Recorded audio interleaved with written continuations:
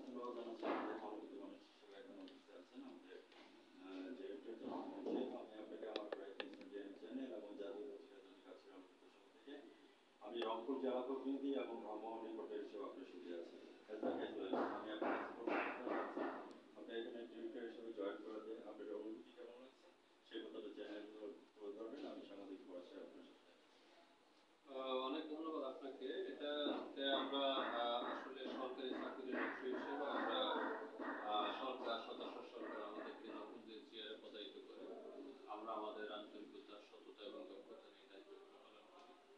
অবশ্যই যে দায়িত্ব সরকার আমাকে দিয়েছেন আমি আমার চেষ্টা করছি এবং আন্ডারস্ট্যান্ডিং আপনাকে অসংখ্য ধন্যবাদ যে আপনি পুলিশের কথা তুলে ধরেছেন। আমি চাচ্ছি যে আপনার ডিপার্টমেন্ট সম্পর্কে উন্নয়নের জন্য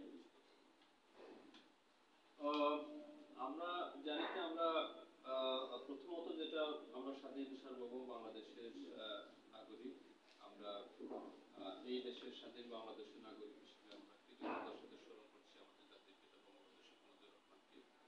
আসলে যার নেতৃত্বে আমরা এই স্বাধীন বাংলাদেশ পেয়েছি। আমরা শ্রদ্ধার সাথে স্মরণ করছি বীর মুক্তিযোদ্ধাদের যাদের রক্তের বিনিময়ে ত্যাগের বিনিময়ে আমরা লাল সবুজের পতাকা পেয়েছি। আমরা একই সাথে কৃতজ্ঞতা জানাই এবং আমরা নিজেরাও গর্বিত বোধ করছি যে বঙ্গবন্ধু কন্যা মাননীয় প্রধানমন্ত্রী শেখ হাসিনা সরকারের সাথে তার যে পরিকল্পিত উন্নয়ন অগ্রযাত্রার কর্মী হিসেবে তার সাথে আমি থাকতে পারছি। আর আপনি জানেন যে সরকারের যে জনগণের সেবার জন্য সরাসরি জনসম্পৃক্ত যে ডিপার্টমেন্ট করা রয়েছে তার মধ্যে অন্যতম আমাদের এই স্বাস্থ্য বিভাগ যেখানে মানুষ আসলে খুব বিপদের মধ্যে অসুস্থ অবস্থায় সাধারণত আমাদের কাছে আসে। এর সাথে সাথে আবার আমাদের পাবলিক হেলথ আরেকটা ডিপার্টমেন্ট আছে যে মহামারী কখন আসতে পারে আসলে করণীয় জনগণের স্বাস্থ্য সুরক্ষার জন্য স্বাস্থ্য শিক্ষার সাথে পুষ্টি সহ অন্যান্য যে সমস্ত করণীয় আছে এই বিষয়গুলো নিয়ে আমাদেরকে কাজ করতে হবে।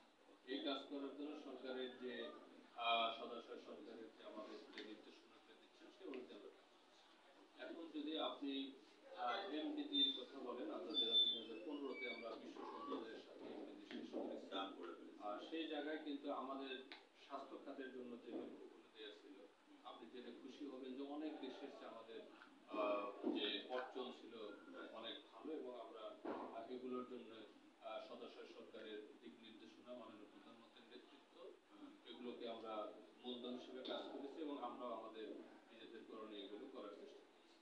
তো এমডিজির যে অভিজ্ঞতা এই অভিজ্ঞতাটাকে মূলধন করে কিন্তু বিশ্ব সম্প্রদায় আরেকটা উন্নয়ন এজেন্ডা ডেভেলপমেন্ট এজেন্ডা বাস্তবায়ন করছে যেটা এসডিজি।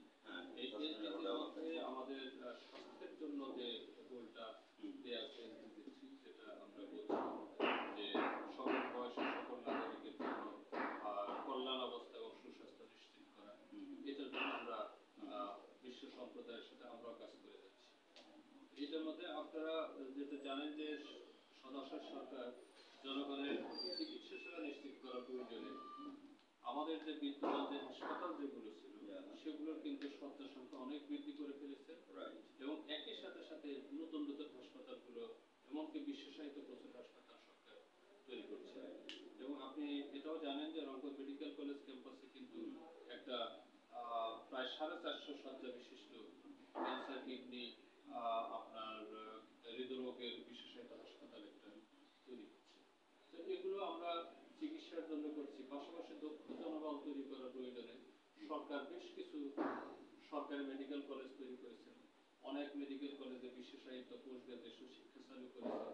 মেডিকেল বিশ্ববিদ্যালয়গুলো কিন্তু পুরনো প্রায় সব বিভাগে সরকার চালু করেছেন। আমরা আশা করছি যে মাননীয় প্রধানমন্ত্রী ঘোষণা দিয়েছেন আমরা রংপুর মেডিকেল বিশ্ববিদ্যালয় পেয়ে যাব। এখন এগুলোর সাথে সাথে আমাদের যে স্মার্ট বাংলাদেশ এর কথা বলছেন আমাদের স্বাস্থ্য খাত কিন্তু ডিজিটালাইজেশনের ছোঁয়াটা কিন্তু মাননীয় প্রধানমন্ত্রী সরকার আমলে শুরু হয়েছে। তো আমাদের যে প্রান্তিক পর্যায়ে যে কমিউনিটি ক্লিনিক যে রয়েছে এবং আমাদের স্বাস্থ্য সেবা কর্মীরা যেখানে টিকার কাজের সাথে সাথে অন্যান্য স্বাস্থ্য উন্নয়নমূলক কর্মকাণ্ড করছে তারাও কিন্তু আমাদের অনলাইনে এখন তাদের সেবার তথ্যগুলো আপলোড করছে।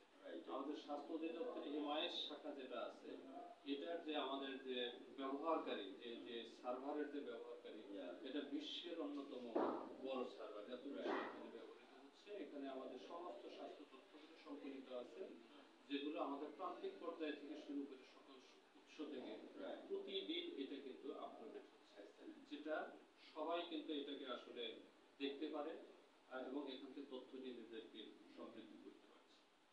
আর স্মার্ট বাংলাদেশ যেটা মাননীয় প্রধানমন্ত্রী আরেকটা যেটা অঙ্গীকার, এটার মধ্যে আমরা জানেন যে এখানে 4টা বিষয় এখানে আছে, যে আমরা smart citizen, smart governance, smart economy, smart society. আর স্বাস্থ্য বিভাগ যেহেতু জনগণের সাথে সম্পৃক্ত অনেক বড় একটা আসলে সরকারি ডিপার্টমেন্ট, এখানে এই স্মার্টনেসে আর স্বাস্থ্য বিভাগের পিছিয়ে থাকার কোনো সুযোগ নাই। আমরা আমাদের যে সকল পর্যায়ের জনগণ যারা আছে তাদেরকে দক্ষ করে তুলছি, যাতে করে সরকারের যে এই অঙ্গীকার সাথে আমরাও তাল মিলিয়ে সেবা দিতে পারি, মানুষের সেবা প্রাপ্তিটাকে সহজ করতে পারি এবং ভবিষ্যৎ যে বিশ্বব্যাপী যে অগ্রগতির যে শোভাযাত্রা, সেখানে আমরা যেন পিছিয়ে না পড়ি, স্বাস্থ্য বিভাগ সে কাজগুলো করে যাচ্ছে।